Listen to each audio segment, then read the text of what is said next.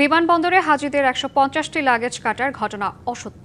ঢাকায় এমন কোনো ঘটনা ঘটেনি বলে জানিয়েছেন বেসামরিক বিমান পরিবহন ও পর্যটন প্রতিমন্ত্রী রশিদুজ্জামান মিল্লাত। বৃহস্পতিবার সচিবালয়ে তিনি গণমাধ্যমকে কথা জানান।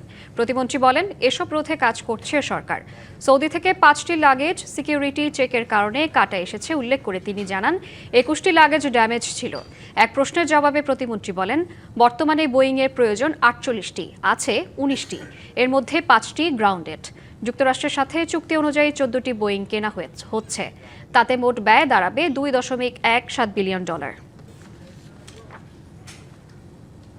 ১৫০টি লাগেজ থেকে মালামাল চুরি হয়েছে এ সংক্রান্ত বিষয়ে একটি সামাজিক যোগাযোগ মাধ্যমে পোস্ট করা হয়েছে এবং প্রধানমন্ত্রীকে ট্যাগ করে বিমানবন্দরে সিসিটিভি ও বডি অন ক্যামেরার ফুটেজ পর্যবেক্ষণ করে তদন্ত প্রতিবেদন কয়েক ঘন্টার মধ্যেই আমার কাছে কর্তৃপক্ষ পাঠায়।